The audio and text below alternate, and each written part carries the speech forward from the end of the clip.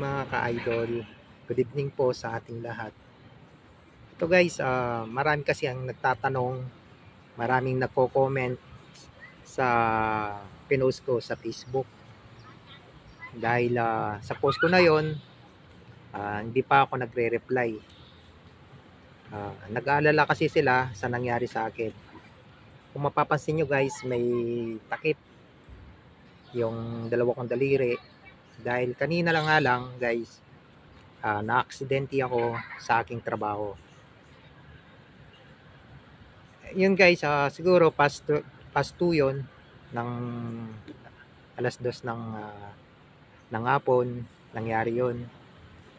Kasi yung trabaho namin, makina, nag-assemble kami. Siyempre, aksidente yung nangyari guys, aksidente yung nangyari. Sobrang tagal ko nang ginagawa talaga yung makina na yon, at ako talaga ang gumagawa ng makina na yon. Ang nangyari lang siguro, niras ako ng bisor ko kasi yung order na yon, as in pyesa lang siya na i-deliver, isi-send sa India guys, sa bansang India. Sabi ng bisor ko, gawin ko yon at bilisan ko kasi kailangan na ng India. Pero hindi kasalanan ng bisor ko kung bakit ito nangyari guys. Kasalanan ko din. Kumbaga kinikwento ko lang yung mga nangyari. Kasi ganun ang nangyari after lunch. Yung ginawa ko na after lunch, naka-ready na yon after lunch kasi yung gamit nandun na. And then alauna nagsimula na kami, 12:45 nagsimula na kami. 12:45 kasi yung balik namin sa trabaho. And then ginawa ko, then sinalpak ko yung pyesa na siguro ang bigat noon is mabigat din nasa 60 or 70 kilos din yun guys. Mabigat din yun. And then siguro mahigit pa, tansya ko lang kasi yon, sabihin na natin 70 or 60 or 100 man yan, di ba? Mabigat pa rin siya, di ba? As in solid kasi yung guys, solid na bakal yun. Mataas yun kasi tangkad ko rin yun, yung bakal na yun, solid. Pinasok ko siya, and then nagpatulong ako dun sa kasama ko. And then nung nagpatulong ako sa kasama ko, hindi naman niya sinasadya na nabitawan niya yun, kasi pinatayo namin para maisalpak namin sa mismong loob guys. At yun, hindi niya sinasadya na bitawan. Then yun, nadali yung daliri natin guys, di ba? Yung daliri natin talagang nadali, yung inlilate natin, saka yung pangalawa guys, di ba? Nadali. Kumbaga sobrang sakit niya kanina nung pagkatapos na ano ako, naipit ako, nabagsakan ako. Sobrang sakit, talagang sobrang sakit, as in ngayon ko lang naramdaman yung sakit na yun. And then naka-gloves ako. Sorry, naka-gloves naman kami habang nagtatrabaho kami. Ang nangyari, nataranta nga sila guys kasi sabi ko huwag nyo muna buksan yung ano ko kasi ayaw kong tignan kasi sobrang sakit talaga niya. Tapos yung dugo tumutulo guys sa sahig. Hindi ko alam kung saan tumutulo dito noon kasi ayaw kong tignan talaga siya. Tapos ayan, tumawag ang bisor ko. Sorry, yung pangalawang bisor namin yun, yung pinaka-panchang namin or supervisor, hindi pumasok. Sa akin pinagawa ng pangalawang bisor kasi yun guys, sa akin pinagawa. And then ang nangyari na nung dumating yung manager, tinawag yung manager, nagmadali yung manager, binuksan niya daan-daan yung aking gloves. Tapos nakita nga niya, sobrang ano siya, kasi alam niyo mga yung mga Taiwanese, di ba? Takot sila sa dugo, lalo na sa sugat pagka medyo malaki. Ako nga hindi ko ring kahit na sanay akong masugat guys Ako sa lahat ng hamon ng buhay guys, marami na akong hindi naman ako pinalaking mayaman, hindi din ako pinanganak na mahirap, pero katamtaman lang, kumakain din naman tayo sa pero Sa dami ko nang nalampas ang mga ganyan guys, ito ang talagang pinakamasakit na nangyari sa akin guys. Parang yung akala mo yung binaril ka na tipong hanggang ngayon ramdam mo pa rin yung sakit kahit na inoperahan ka na. Ganun kasakit guys, di ba? Sobrang sakit niya. And then, yun, nagmadali kami, pumunta kami sa ospital. Pagdating namin sa ospital, nagkwentuhan pa kami ng bisor ko, ng manager, dahil ang manager namin yung naghatid sa akin sa Chingching Hospital dito sa Taichung. Tapos ayun, nang nangyari noon guys, nung pumunta na kami doon na nalaman na talagang sabi ng doktor, i-x-ray ka agad. Siyempre, blood pressure muna ako. Blood pressure muna, tapos yun, tinignan ng doktor. Tapos sabi ng doktor, hindi pa niya, ito pala guys, hindi pa niya sinasabi na, hindi pa na x-ray, hindi pa niya sinasabi na may x-ray. Ang sinabi niya kaagad is, tanggalin yung kuko kaagad. Kasi nga, yung nangitim na yung kuko ko guys. Saka yung dugo, nandun, yung dugo ba. Tapos yung pangalawa ko, itong pangalawa na to, parang bola yan guys. Hanggang ngayon, no, namamaga siya. Parang bola. Nagkaroon siya ng bilog guys, na umitim siya. Yung pinakailalim niya. Tapos parang bola. Bilog na bilog. Yung nangyari dyan. Tapos itong indiliit ko, ito yung nadali talaga. Ito yung pinakasaklap na nangyari guys. Kaya itong tinanggal ng ko guys. Then, ito pala yung nangyari guys, in-x-ray muna. And then, pagka-x-ray guys, pagka-x-ray nito, sabi ng doktor is opera na kaagad. Hindi ko pa nalalaman noon kung ano ba yung nangyari sa kamay ko, or may broken ba sa mga buto ko, ganun. Hindi ko pa alam noon. Hindi ko pa alam kung may mga tama yung mga buto ko sa daliri ko. Yung dalawa na to guys. Nung na-operan ako, ang nangyari noon, na-operan ako guys, yan, di ba? Sinaksakan ako ng anesthesia, sinaksakan ako ng ano dito guys, ng anti-tetano yata yun guys, ang pagkakaintindi ko, anti-tetano, and then anesthesia, 2 turok sa kamay ko. Sobrang sakit guys. Sabihin ko sa inyo, sobrang sakit ng anesthesia. Napasigaw talaga ako, napaluha pa ako, napaiyak ako kasi alam niyo ba, yung tipong inisip mo yung unang-una na inisip mo yung pamilya, di ba? Napaluha talaga ako. Ganun talaga kasi ako eh. Habang nasasaktan ako, naisip ko yung family ko, yan.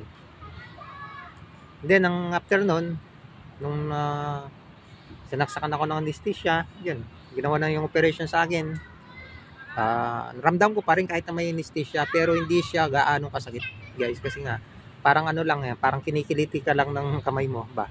Pero ramdam ko pa rin yung pagtanggal sa kuko ko, pagtaye. Siguro yung taye niya guys, sobrang dami. Sobrang tagal ng taye.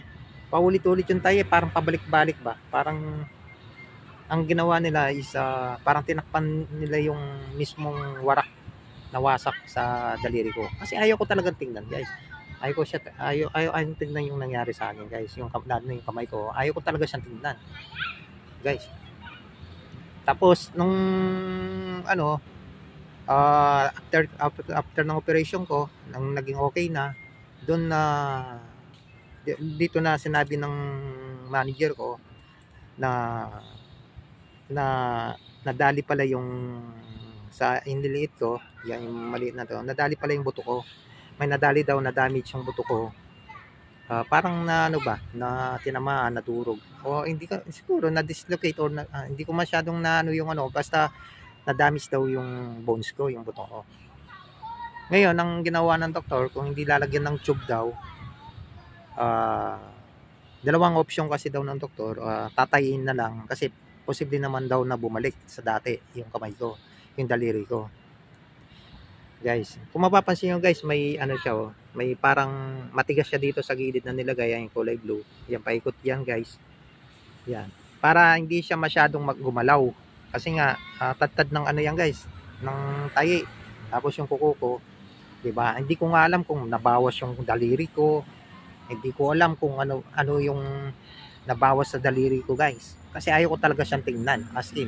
Ang ramdam ko na lang nung sa operation is tinatayi na siya at tinatanggalan na yung kuko ko.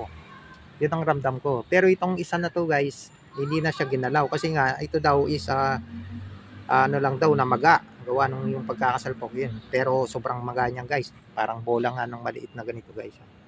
Sa baba. Yan, ganyang kalaki yan, guys. Itim na itim po yan. Tapos, yun, after nun, nung nalaman ko na hindi naman siya lalagyan ng tube, na komportable ako kasi posible siyang, kasi kapag may tube siya, mag-aalanganin ka guys mag-aalanganin ka na sa trabaho, di ba? Siyempre, may ano na yan, parang bakal, di ba?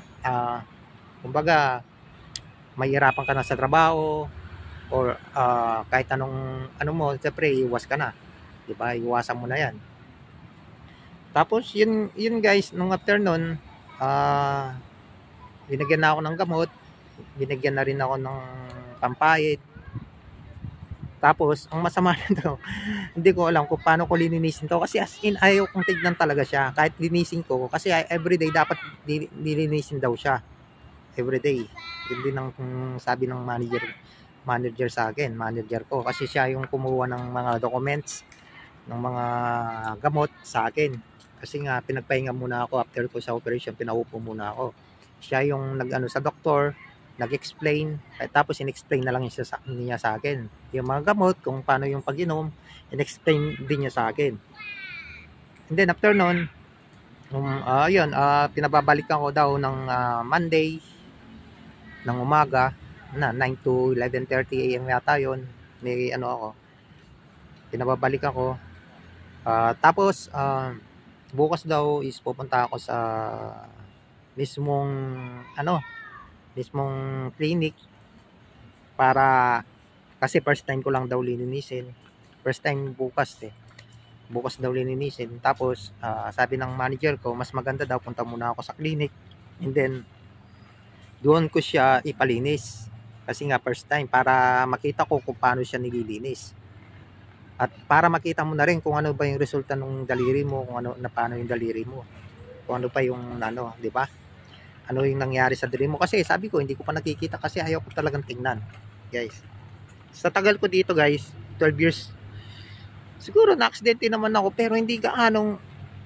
Hindi ganito. Hindi gaanong kalala. Hindi kagaya nito hanggang ngayon, yung update nandito pa rin. Yung para bang hanggang ngayon parang binabaril sa katawan. Yung parang yung kirot niya hindi mo maintindihan. Guys, ganun siya kasakit. Kaya yun, pasalamat lang tayo.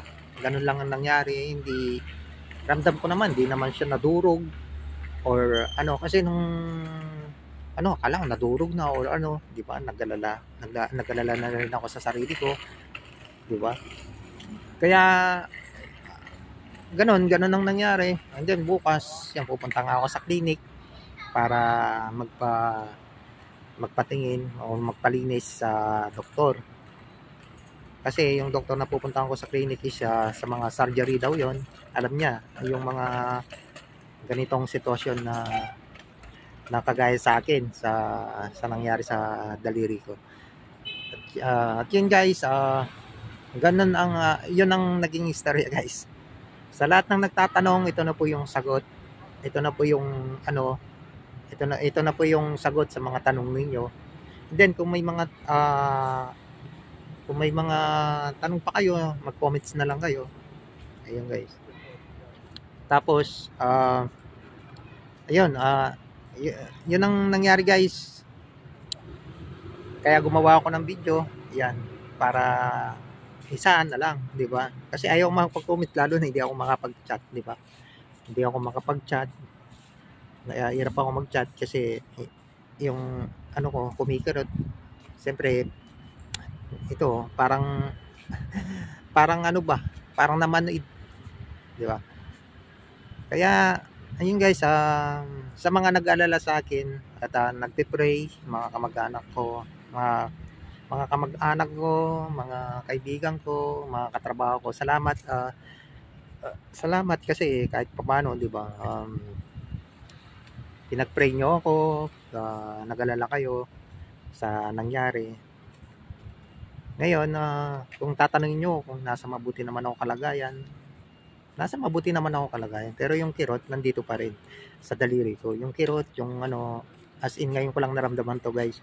At siguro yung tayi, sobrang dami ng tayi guys. Siguro mga 20 or 30 tayi siya eh. Tinayi eh. Yun ang ramdam ko ha. Kasi nararamdaman ko kahit nasabihin mong may anesthesia eh. Ramdam ko eh. Yung tusok ng karayom eh. Pabalik-balik. O di ba? Sino tinatakpan, ganun. Ayan guys, ganun siya kasakit. Pero ayos lang ako guys, ayos lang ako. Huwag kayong maglala, nasa mabuti naman ako kalagayan. Lalo na sa mga anak ko, sa mga kapatid ko, sa buong pamilya ko. Alam ko naman na nandyan kayo. Dati pinagdarasal natin yung mga taong, di ba, inaabuso, or pinagdarasal din natin yung mga taong may sakit. Lalo na yung mga OFW, nagkakasakit, inaabuso. Pero ngayon, siyempre, ito maliit na bagay lang to guys ha. Hindi ko naman sinabi ng malaking bagay to kaya gumawa ako ng video. Gumawa ako ng video para sa mga OFW din. Ito siguro yung lesson sa atin kahit sobrang tagal mo na sa trabaho, hindi ka wag ka maging kampante sa sarili mo, mag-ingat ka pa rin. Yan ang lesson nyo guys. Kahit gaano katagal sa trabaho, dapat tayong mag-ingat pa rin. Kahit sabihin mong veterano ka na sa trabaho, ako veterano ako, inaamin ko sa trabaho ko. Pero nangyari pa rin to sa akin, di ba?